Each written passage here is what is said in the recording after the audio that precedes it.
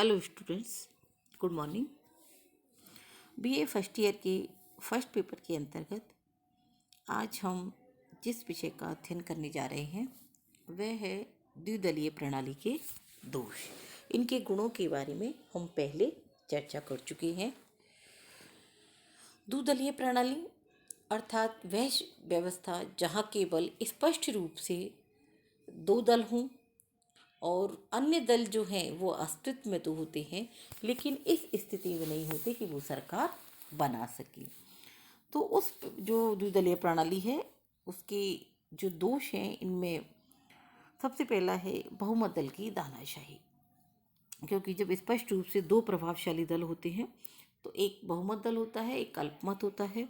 और बहुमत दल चूँकि सत्ताधारी होता है, शासक वर्ग होता है, तो वो कई बार अपनी मनमानी भी करता है। यदि उनको स्पष्ट बहुमत मिल जाता है तो उनको अपनी सरकार गिरने की संभावना कम होती है और वो अपनी तानाशाही करने लगती हैं। अगला है अनावश्यक विरोध। कई बार विपक्षी दल जो है वो विरोध के लिए विरोध करता है, जबकि विरोध करने की वहाँ ज़रूरत भी नहीं होती, क्योंकि सरकार की नीतियाँ कई बार बहुत कुशल तरीके से चल रही होती हैं। लेकिन फिर भी चूँकि विरोधी दल है, उसका काम विरोध करना है, इसलिए वो विरोध करते हैं। अगला है राष्ट्र दो विरोधी गुटों में बढ़ जाता है। क्योंकि जब दो दल होते हैं, एक अल्पमत यानी विरोधी दल और दूसरा शासक दल, तो वहाँ पर ऐसा लगता है कि पूरा देश जो है वो दो गुटों में बट गया हो। अगला है मतदाताओं के लिए चयन की कम स्वतंत्रता। यदि किसी देश में या किसी भी शासन व्यवस्था में बहुत सारे दल होते हैं तो जनता के लिए मतदाताओं का चुनाव करना आसान हो जाता है। वो ये चुन सकते हैं कि हमें किस पॉलिटिकल पार्टी को देना है, किसको नहीं देना है। लेकिन जहाँ प्रभावशाली रूप से दो ही दल होते हैं तो उनको दो दलों में से चुनाव करना मुश्किल हो जाता है। अगला है कठोर दलीय अनुशासन। दो दल होने से जो प्रतिनिधि हैं यानी जो दल के सदस्य हैं, उनके सामने भी स्वतंत्रता कम रहती है कि वो किस दल के अंतर्गत अपना जो योगदान दें। उनको दल के जो अनुशासन है उसके अंदर ही रहना पड़ता है, जो कि कई बार कठोर भी होता है। चूँकि बहुत सारे दल नहीं होते हैं या प्रभावशाली दल के रूप में वो नहीं होते हैं अस्तित्व में, इसलिए वो अपना दल बदलने की उनके पास बहुत ज़्यादा ऑप्शन नहीं होते हैं। अगला है विधायिका की शक्तियों का पतन होना। यानी जो व्यवस्थापिका है इसकी शक्तियाँ जो है क्षीण होती जाती हैं, क्योंकि कार्यपालिका की शक्तियों का निरंतर वृद्धि होती है। और यदि शासक जो है या शासक दल जो है या बहुमत दल जो है स्पष्ट बहुमत में है, तो वह कार्यपालिका कई बार निरंकुशता का परिचय भी देती है और जो व्यवस्थापिका है उसकी शक्तियाँ निरंतर बढ़ जाती हैं। तो इस तरह से जो हम ये कह सकते हैं कि संसदीय शासन जो प्रणाली की सफलता है उसमें द्विदलीय प्रणाली सही रहती है। इसका उदाहरण यदि हम देखें ब्रिटेन को, तो आज तक वहाँ कभी जो राजनीतिक अस्थिरता की स्थिति है वो नहीं उत्पन्न हुई है, क्योंकि वहाँ जो बहुमत दल है वो सरकार बनाते हैं और अल्पमत जो है विपक्ष में बैठ करके सरकार की नीतियों का विकल्प प्रस्तुत करता है। तो कई मामलों में हम देखते हैं कि जो द्विदलीय सरकार है वो अच्छी रहती है। अब एक नई जो प्रणाली है तीसरी, हम एक दलीय प्रणाली द्विदलीय प्रणाली के बारे में बात कर चुके हैं। अब नेक्स्ट है बहुदलीय पद्धति। यानी किसी भी देश की राजनीति में यदि बहुत संख्या में राजनीतिक दल हैं और ऐसा नहीं है कि वहाँ एक ही दल प्रधान है या दो दल प्रधान हैं, बल्कि बहुत सारे दल जो है वो प्रभावशाली रूप में होते हैं, तो वहाँ पर बहुदलीय प्रणाली कहा जाता है उसे। हालांकि जो बहुदलीय व्यवस्था है उसमें कई बार ऐसा होता है कि किसी एक दल को स्पष्ट बहुमत नहीं मिल पाता है और एक से अधिक दल मिलकर के सरकार बनाते हैं, तो वहाँ पर क्या है, दलीय स्थिरता की स्थिति भी या सरकार की जो शासन की अस्थिरता की स्थिति भी हमें देखने को मिलती है। लेकिन हम देखें कि यूरोप के जो अधिकांश देश हैं उनमें बहुदलीय व्यवस्था देखने को मिलती है। और एशिया और अफ्रीका के जो नवोदित जो राष्ट्र हैं, जो नए जो स्वतंत्र हुए राष्ट्र हैं, उनमें भी बहुदलीय है, जैसे कि भारत में भी बहुदलीय व्यवस्था देखने को मिलती है। इसके जो गुण हैं उनको हम देखते हैं कि मंत्रिमंडल की जो तानाशाही है वो नहीं हो पाती है, क्योंकि खुद सरकार ही कई बार एक से अधिक दलों से मिलकर के बनती है, तो उनके ऊपर दूसरे दलों का प्रभाव रहता है, दूसरे दलों का उनके ऊपर नियंत्रण रहता है, जिसके कारण कि वो तानाशाह नहीं बन पाते हैं। मतदाताओं को सरकार के चयन में स्वतंत्रता रहती है कि वो किस पॉलिटिकल पार्टी के व्यक्ति को अपनी इच्छा से चुन सकते हैं। राष्ट्र जो है ना तो निरंकुश होता है और ना ही वहाँ दो विरोधी दलों में राष्ट्र का बंटवारा हो पाता है, क्योंकि बहुत सारे राजनीतिक दल जो है अस्तित्व में रहते हैं। अब व्यक्ति के जो विचार होते हैं उनको स्वतंत्रता भी मिलती है, क्योंकि मेरे विचार हैं कि मैं आज कांग्रेस के साथ रहूं, बीजेपी के साथ रहूं, आम पार्टी के साथ रहूं या दूसरे जो अन्य दल है उनके साथ में अपने विचारों का तालमेल रखूं, यानी किसके साथ में रहूं, ये मेरे अपने विचारों की स्वतंत्रता मुझे मिल जाती है। और यदि एक या दो दल हों तो मुझे उन्हीं दलों के साथ अपने विचारों को मिलाना पड़ता है। प्रशासन में चूँकि बहुत सारे दल हैं, तो वहाँ पर जो व्यक्ति हैं उनमें से भी ये संभावना होती है कि वहाँ योग्य व्यक्तियों का चुनाव हो पाएगा। और जो सभी विचारधाराएं हैं, जो हमारी संसद है या व्यवस्थापिका है, उसमें बहुत सारे जो दल होते हैं उनकी अलग अलग विचारधाराएं होती हैं। तो ऐसा लगता है कि सभी विचारधाराओं को जो हमारी व्यवस्थापिका है इसमें प्रतिनिधित्व मिल जाता है, या सभी विचारधाराओं को वहाँ स्थान मिल जाता है। तो इस तरह से हम देखते हैं कि जो बहुदलीय प्रणाली है वो कई मामलों में बहुत अच्छी होती है।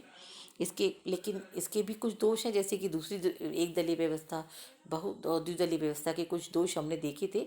इसी तरह से बहुदलीय व्यवस्था के जो दोष है वो भी हमने देखे थे, जिनमें सबसे जो प्रमुख है, जो कि आप सभी जानते हैं क्योंकि भारत में भी बहुदलीय व्यवस्था है, तो जो सबसे पहला जो दोष है वो ये है कि निर्बल और अस्थिर सरकार रहती है, क्योंकि सरकार भी बहुत कम मामलों में एक ही दल की सरकार बनती है, बल्कि उसके जो समर्थन में दूसरे दल भी लगे होते हैं, और यदि वो अपना समर्थन वापस ले लेते तो वहाँ सरकार गिरने की पूरी संभावना बन जाती है। तो अस्थिर सरकार होती है जो, और इस अस्थिर सरकार के कारण जो विघटनकारी जो प्रवृत्तियां हैं वो बहुत ज़्यादा बढ़ जाती हैं। यानी छोटे छोटे दल जो है वो अस्तित्व में आते हैं और सरकार बनाते वक्त तो वो अस्तित्व में अपना समर्थन दे देते हैं, लेकिन अपनी मनमानी जो शर्तें हैं वो सरकार के सामने रखते हैं, और यदि सरकार उनकी शर्तों को पूरा नहीं करती है तो वो समर्थन वापस लेने की धमकी देते हैं। इस कारण से सरकार के ऊपर हमेशा एक दबाव बना रहता है, और सरकार भी जो है वो कुशलतापूर्वक अपना कार्य संचालित नहीं कर पाती है। और जब बहुत सारे दल होते हैं तो मतदाताओं को भी कई बार चुनाव करना जो है कि किस व्यक्ति को वोट दें, कौन कौन व्यक्ति किस पार्टी का है, कौन व्यक्ति कैसा है, ये चुनाव करने में हम बहुत ज़्यादा कन्फ्यूज हो जाते हैं, और हम चुनाव एक कुशल व्यक्ति का नहीं कर पाते, जिसके कारण शासन में भी कार्यकुशलता नहीं रह पाती है। अगला है दीर्घकालीन नीतियों का अभाव। चूँकि अनेक दल होने के कारण आज मान लीजिए एक पार्टी की सरकार है, 5 साल बाद दूसरी पार्टी की सरकार आएगी, उसके बाद अगली पार्टी की सरकार आएगी, तो वो जो लंबे समय की जो नीतियाँ होती हैं, यानी कि कोई ऐसा प्लान है जो अगले 5 सालों में पॉसिबल नहीं है उसको पूरा करवाना, या वो उस नीति को अपनाने के लिए 7 साल या 8 साल चाहिए होते हैं। तो क्या होता है कि जैसे ही अगली सरकार आती है और यदि वो उसी पार्टी की आ गई तो ठीक है, लेकिन यदि वो दूसरे दल की आएगी तो वो नीतियों की फेल होने की चांसेस अधिक होती हैं। और जो कार्यकुशलता है, जो कार्यपालिका जो है उसकी भी दुर्बल स्थिति होती है। क्यों होती है उसकी दुर्बल स्थिति? क्योंकि जो व्यवस्थापिका है वो वहाँ पर ज़्यादा हावी होती है, और उसमें जब विपक्ष है वो कुशल होता है, प्रभावशाली होता है, इसके कारण से जो कार्यपालिका है उसके ऊपर नियंत्रण दबाव रहता है। जो अ, स्वार्थी जो नीतियां हैं वो उनका प्रभाव व्यवस्थापिका में देखने को मिलता है।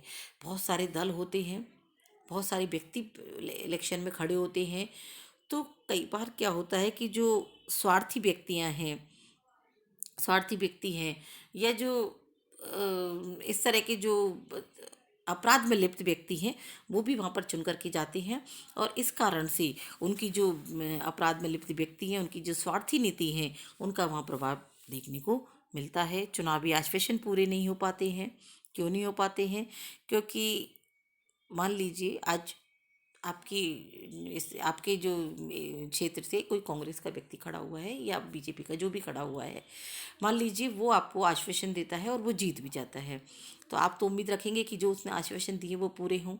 लेकिन चूंकि बहुत सारे दल हैं, बहुत सारे दल मिलकर के सरकार बनाएंगे, तो जरूर नहीं है कि जिस व्यक्ति उम्मीदवार के जो जीता है, उम्मीदवार जिस दल का जीता है उसी की सरकार हो।